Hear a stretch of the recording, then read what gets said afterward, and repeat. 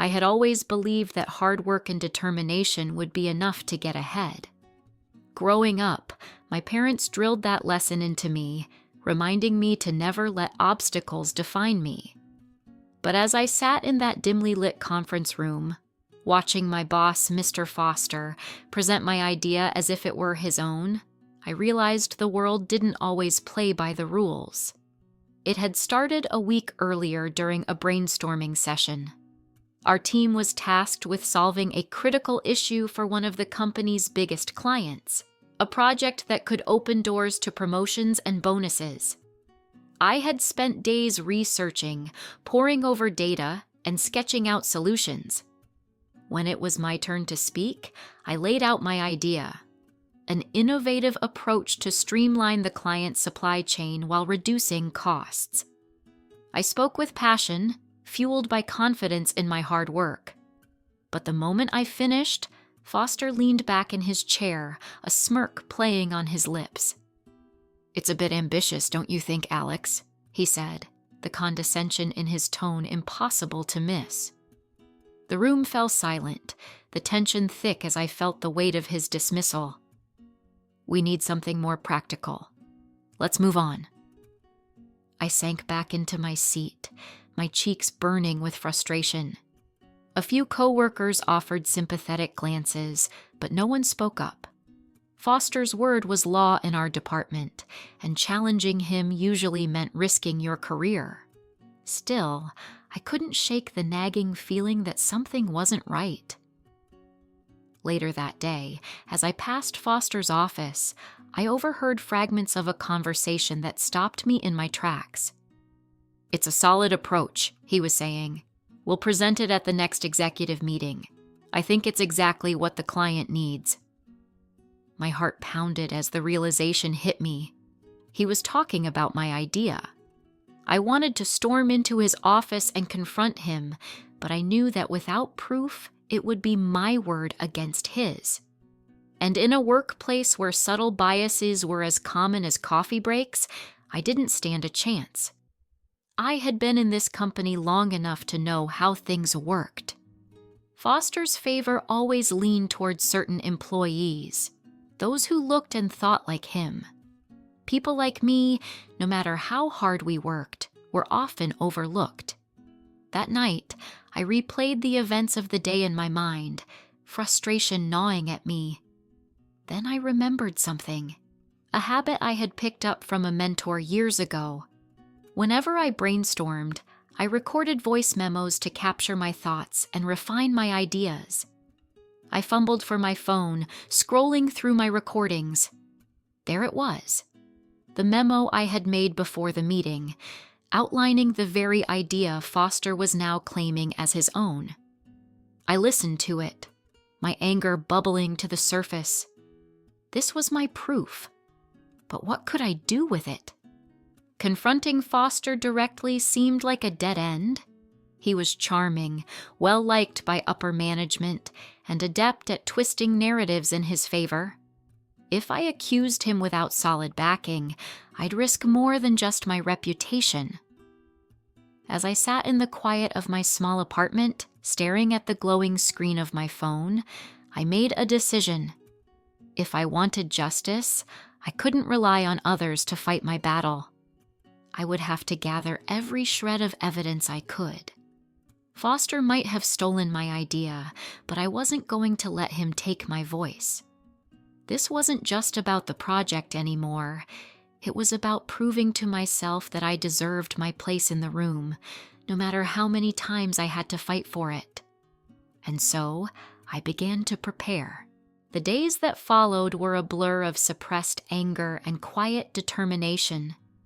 At work, I kept my head down, careful not to let Foster or anyone else suspect what I was up to. I smiled through meetings, nodded along during discussions, and even congratulated him when he announced to the team that our proposal, his proposal, had been greenlit by the client. Every compliment he received from upper management felt like another jab to my chest. But beneath the surface, I was working tirelessly to gather my proof.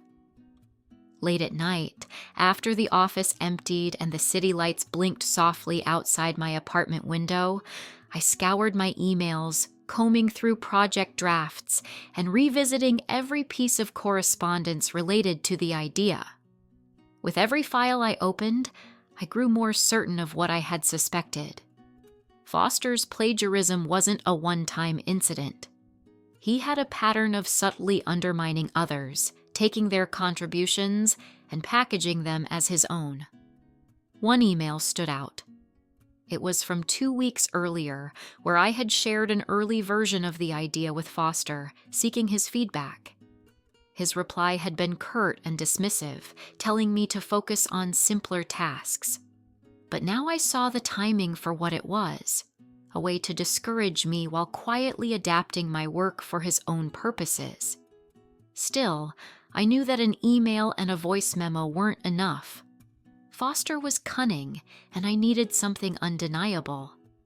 I began recording every conversation I had with him, carrying my phone in my pocket, its recording app silently running. My paranoia grew as I noticed little signs: his evasive smiles when I asked questions about the project, the way he avoided meeting my eyes during team meetings, and how his tone grew sharper whenever I brought up ideas in front of others. My frustration wasn't just about the theft, it was the blatant audacity of it. Foster didn't just steal. He did so with the smug confidence that no one would ever challenge him. And why would they? To most of the office, he was a charismatic leader, the type who could spin even the smallest victory into a department-wide success story. But to me, and a few quiet observers like Mia, he was a manipulative opportunist who thrived on exploiting others' hard work. One afternoon, Mia approached me by the coffee machine. She glanced around, ensuring no one was within earshot. "You're not yourself lately," she said in a hushed tone. "Something's bothering you, isn't it?"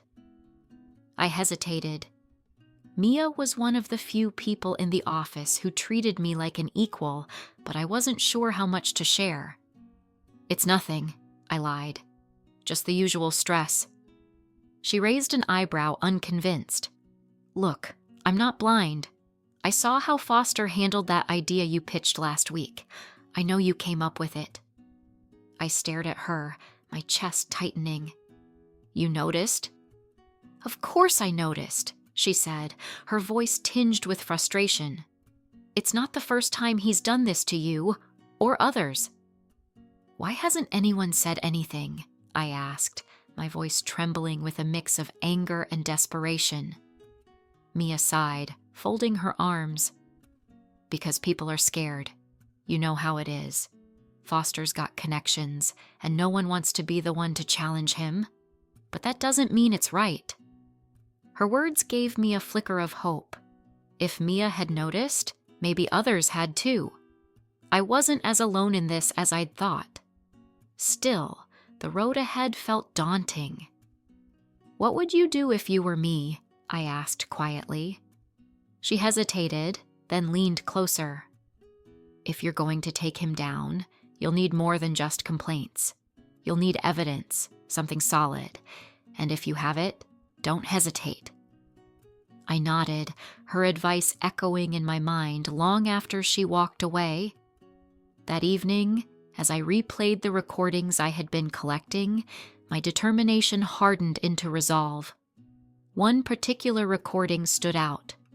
Foster speaking casually to a colleague in the break room, admitting, "Alex's idea was decent, but I polished it enough to make it worth presenting. Let's just say it wouldn't have gotten this far without my vision." His voice oozed arrogance, and I could feel my pulse quicken as I realized I finally had him. The next morning, I prepared for the team meeting where Foster would unveil the project's final details. The stakes couldn't have been higher. With my phone securely in my pocket and every piece of evidence meticulously organized, I walked into the room with a calm I hadn't felt in weeks. The moment of truth was coming, and this time, I wouldn't let Foster walk away unscathed. The day of the team meeting arrived, and the air in the conference room buzzed with anticipation. This was the big moment. The project Foster had claimed as his own would be showcased to senior management. Everyone was eager to hear how he would sell the idea that had already been lauded as a potential game changer. I walked into the room deliberately calm, even though my heart raced with anticipation. Foster was seated at the head of the table, radiating his usual confidence. He greeted the executives warmly, flashing the charming smile that had earned him so much trust over the years. I chose a seat near the middle, making sure I had a clear view of both Foster and the projector screen. "Good morning, everyone," Foster began, leaning back in his chair with the casual authority of someone who felt untouchable. "Today, I'm excited to walk you through a proposal that I believe will revolutionize how we approach supply chain optimization for our clients. This has been a collaborative effort, but I'll admit, the core of this idea came to me as I was brainstorming ways to solve our clients' challenges." Collaborative effort? I nearly laughed at the audacity. My fists clenched under the table, but I kept my expression neutral, biding my time. Foster launched into his presentation, laying out every detail of the idea I had painstakingly crafted. Slide by slide, he explained the proposal, drawing nods of approval from the executives. I glanced around the room, noting the impressed expressions on their faces. They were buying it. They were buying him. But I was ready. My phone was in my pocket, the recording app already loaded. The evidence, the emails, the drafts, the incriminating conversations, all of it was saved and organized, waiting for the moment I would strike. When Foster wrapped up, the room erupted in applause. "Brilliant work, Foster," one of the executives said.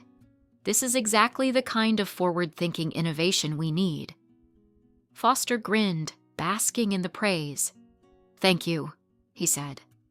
"I've always believed in going beyond the ordinary to achieve extraordinary results." That was my breaking point. I cleared my throat, loud enough to silence the murmurs of approval. "If I may," I began, my voice steady but firm. "I'd like to add some context to the origins of this project." Foster's smile faltered, but he quickly recovered, shooting me a warning look. "Alex, I appreciate your input, but I think we've covered everything." "I disagree," I said, meeting his gaze. "There's something critical that hasn't been addressed." The room grew quiet, all eyes now on me. I pulled out my phone and set it on the table, my fingers hovering over the play button. "This idea," I said slowly, "didn't originate with Foster. It was mine, and I have proof." The silence was deafening. Foster's face drained of color. "What are you talking about?" he stammered, his confident facade cracking. I pressed play. The room filled with Foster's voice, the casual arrogance unmistakable as he admitted to taking my idea and presenting it as his own. A few gasps echoed around the table. I let the recording play to the end before stopping it, then reached for the folder of emails I had brought with me. "These," I said, holding up the documents, "are the emails I sent to Foster, detailing the initial concept and the supporting data.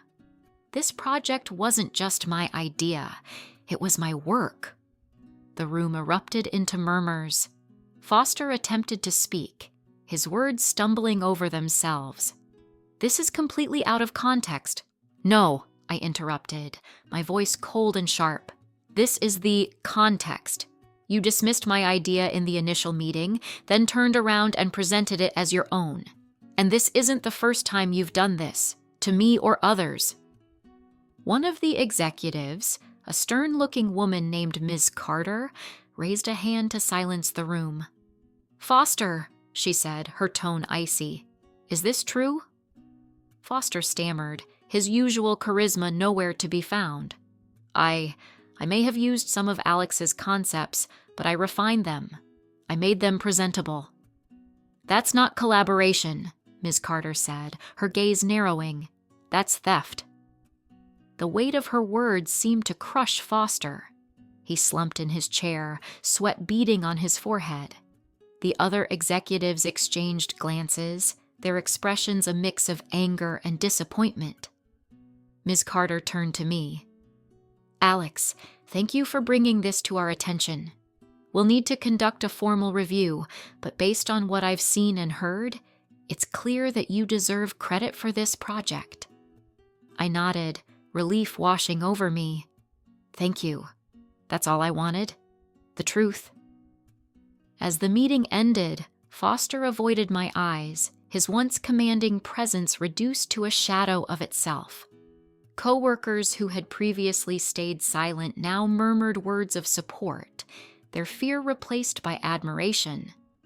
For the first time, I felt seen, not just as an employee, but as someone who refused to let injustice go unchallenged. And though I knew the road ahead wouldn't be easy, I walked out of that room with my head held high, knowing I had taken the first step toward reclaiming what was mine. In the days following the meeting, the fallout from Foster's exposure sent shockwaves through the office. His once commanding presence had evaporated, replaced by whispers in the break room and sidelong glances in the hallways. No one openly confronted him, at least not yet. But the weight of his crumbling reputation was evident in every awkward interaction.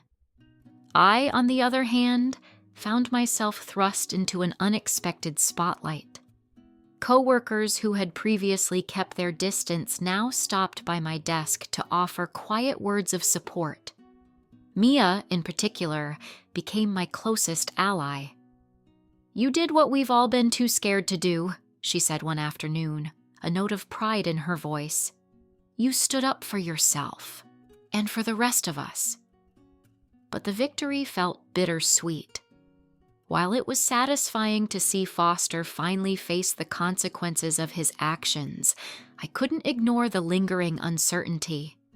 The executives had launched a formal investigation into his behavior, and until it concluded, I didn't know how far-reaching the repercussions would be, or how secure my own position was. One morning, I was called into Ms. Carter's office. The invitation came via email, brief and direct, and as I walked down the corridor toward her door, my stomach churned with nerves.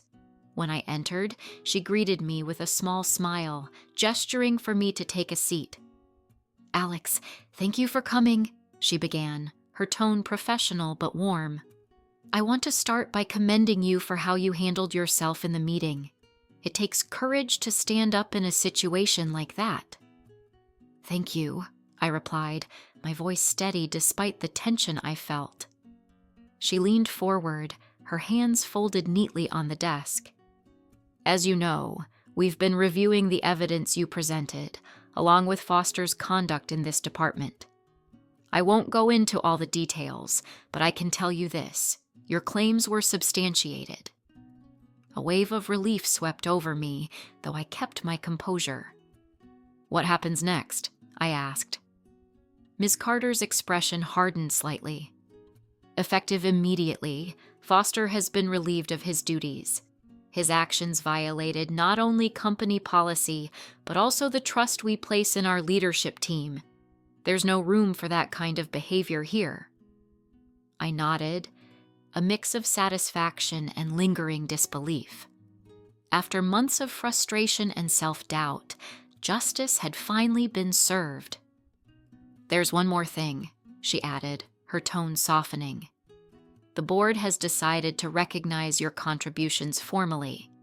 The project you developed has been reassigned to you, and we'd like you to lead its implementation. It's a significant responsibility, but based on your performance and dedication, we're confident you're the right person for the job. For a moment, I was speechless. The weight of everything, the struggle, the humiliation, the quiet nights spent gathering evidence, seemed to lift all at once. Thank you, I managed, my voice thick with emotion. I won't let you down. Ms. Carter smiled. "I don't think you will." The days that followed felt like a whirlwind. Taking over the project was both exhilarating and daunting, but for the first time, I felt fully in control of my work. The team responded positively to my leadership, and I found myself reconnecting with the passion and purpose that had brought me to this career in the first place. One evening, after a particularly productive meeting, Mia caught up with me as I packed up my things. "You know," she said, leaning casually against my desk, "this place feels different now, lighter, like people aren't walking on eggshells anymore." I smiled, appreciating her observation. It's amazing what can happen when people aren't afraid to speak up. She nodded, then grinned. "So what's next for you, fearless leader?" I laughed, shaking my head. "For now, just doing the work, and maybe making sure no one else goes through what I did." Months later, as the project launched successfully and garnered praise from both the client and upper management, I reflected on how far I had come. What had started as an uphill battle against injustice had turned into a transformative journey, not just for my career, but for my sense of self-worth. The recording that had once felt like a desperate act of self-defense became a symbol of something greater: the power of persistence, the importance of allies like Mia, and the courage to fight for what's right, even when the odds feel stacked against you. As I packed up my desk one evening, ready to head home, I caught my reflection in the glass of the office door. For the first time in a long time, I saw someone who wasn't just surviving, but thriving. The world might not always play by the rules, but I had learned how to rewrite the ones that mattered. And in doing so, I had found my voice. As time passed, the ripple effects of Foster's removal and my rise to project lead became evident throughout the company. The atmosphere in the office continued to shift, and for the first time, people seemed more willing to call out unfair practices and advocate for transparency. My decision to stand up to Foster had given others the courage to speak up as well. One day, while I was reviewing updates on the project, Ms. Carter stopped by my desk. "Alex," she said with a rare smile, "do you have a moment?" I stood, gesturing toward the conference room. "Of course. Let's talk." As we sat down, she pulled out a file and placed it on the table. "I wanted to let you know that your leadership on this project hasn't gone unnoticed. The client is thrilled with the results, and the board has taken note of how well you've managed the team." "Thank you," I said, my tone careful. "It's been a team effort, but I'm proud of what we've accomplished." She nodded, then leaned forward slightly. "I'd like to discuss your future here. We're restructuring some leadership roles, and I believe you'd be an excellent candidate for department manager. It's a big step, but I think you're ready." I froze, stunned by the offer. Just months ago, I had been questioning whether I even belonged in this company. Now, I was being considered for a position of real influence. "I don't know what to say," I admitted, my voice barely above a whisper. "Say yes," she replied, a glimmer of amusement in her eyes. "You've earned it." I smiled, the weight of everything I'd been through finally feeling worth it. "Yes, I'd be honored." With the promotion came new challenges and responsibilities, but I approached them with a renewed sense of purpose. My experiences had shaped not only my approach to leadership, but also my commitment to creating an environment where every voice was valued. I implemented regular team check-ins, fostered collaboration, and encouraged open dialogue. Slowly but surely, the department transformed into a space where ideas were celebrated, not stolen. Mia became a trusted confidant, often stopping by my office to share her thoughts or brainstorm new initiatives. One afternoon, As we discussed an upcoming project, she leaned back in her chair and grinned. "You know, it's funny. A few months ago, I wouldn't have believed this place could change. But now, it feels like a different company." I nodded, feeling a deep sense of pride. "It's not just me, though. It's people like you, people who care enough to make a difference." She laughed. "Careful, Alex. You're starting to sound like an inspirational speaker." I joined her laughter, grateful for the lightness that had returned to our work lives. A year later, as I walked into an industry conference to present the success of the project that had once been stolen from me, I couldn't help but reflect on how far I'd come. The room was packed with professionals, all eager to hear about the innovations that had propelled our company forward. As I took the stage, I spotted familiar faces in the crowd, Ms. Carter, Mia, and even some of the team members who had doubted me at first. Their expressions were filled with pride and support. "Good afternoon," I began, my voice steady and confident. "Today, I'm here to share a story, not just about a successful project, but about the power of integrity, collaboration, and resilience. Because behind every great idea is a team, and behind every challenge is an opportunity to grow." The presentation was a success, earning a standing ovation. As I stepped off the stage, a young professional approached me, their eyes filled with admiration. "Your story really inspired me," they said. "It's not easy standing up to people in power. How did you do it?" I thought for a moment before replying. "It wasn't easy," I said honestly, but I realized that staying silent wasn't an option. Sometimes, the only way to create change is to take a stand, even when it's uncomfortable. The words felt true in a way they hadn't before. This journey had been more than a battle for credit or recognition. It had been a fight for self-respect, for fairness, and for the belief that the workplace could be better for everyone. As I left the conference, I felt a quiet satisfaction settle over me. I had proven to myself and others that perseverance, paired with courage, could lead to change. And though the road had been difficult, I wouldn't have had it any other way. Because in the end, I hadn't just reclaimed my idea, I had reclaimed my voice, my power, and my place in a world that had tried to silence me. The next chapter of my journey was unexpected, but deeply fulfilling. The industry buzz from my conference presentation opened new doors. Companies started reaching out, asking me to consult on fostering innovation and ethical leadership. While I was flattered, I knew my focus remained on building something meaningful within my own organization. Back at the office, the culture shift I had worked so hard to nurture continued to flourish. New policies encouraged transparency in project contributions, and a mentorship program was launched to support younger employees. Mia spearheaded that initiative, and seeing her thrive in a leadership role filled me with pride. One afternoon, as I reviewed project updates, Ms. Carter visited my office. "Alex," she said with her signature mix of warmth and professionalism, "I wanted to share some exciting news. The board has decided to nominate our department for the company's Excellence in Innovation Award." "Are you serious?" I asked, sitting up straighter. "Dead serious," she replied with a smile.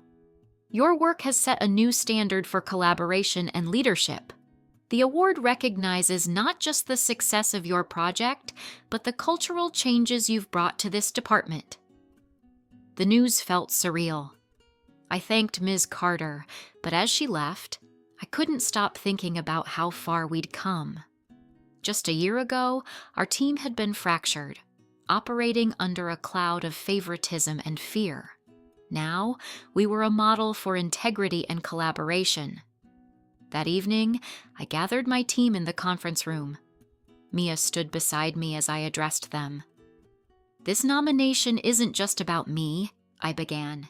It's about all of you, your hard work, your courage to speak up, and your commitment to creating something better. I couldn't be prouder of what we've accomplished together." The room erupted in applause, and for the first time in my career, I felt like I truly belonged. As the weeks passed, life outside of work also began to shift. I found myself reconnecting with old friends and even mentoring young professionals who reminded me of my younger self. Sharing my story with them, I realized how much I had grown, not just professionally, but personally. The fear and self-doubt that had once consumed me felt like distant memories. One evening, Mia and I grabbed coffee after work. She leaned back in her chair, studying me with a thoughtful expression. "You know, Alex, I think you should write a book." "A book?" I laughed, shaking my head. "I don't think I'm the type." "I'm serious," she insisted. "Your story could inspire so many people, especially those who feel like they don't have a voice. You could show them what's possible." The idea lingered long after our conversation. Over the following months, I began jotting down my experiences, everything from the stolen idea to the showdown with Foster to the cultural transformation that followed. Writing became a way to process everything I had been through, and before long, the manuscript took shape. When the book was published, the response was overwhelming. Messages poured in from readers who felt seen, validated, and inspired by my story. I was invited to speak at events and even appeared on a podcast where I shared one of the most important lessons I had learned. Your voice matters. Even when it feels like the world is stacked against you, standing up for yourself can change everything, not just for you, but for everyone who comes after you. Years later, as I walked through the halls of the company, now a senior leader, I passed by the mentorship program Mia had helped build. A young employee stopped me, nervously clutching a notebook. "Excuse me," they said, their voice shaking slightly. "I just wanted to thank you. Your book gave me the courage to take this job, even though I was scared I wouldn't fit in." I smiled, the moment feeling like a full circle. "I'm glad you're here," I said. "And remember, your ideas matter. Never let anyone tell you otherwise." As I walked away, I felt a deep sense of fulfillment. The battles I had fought, the lessons I had learned, and the changes I had made had all been worth it. Not just for me, but for every person who would never have to question whether their voice mattered. Because now they would know it did. And it always would.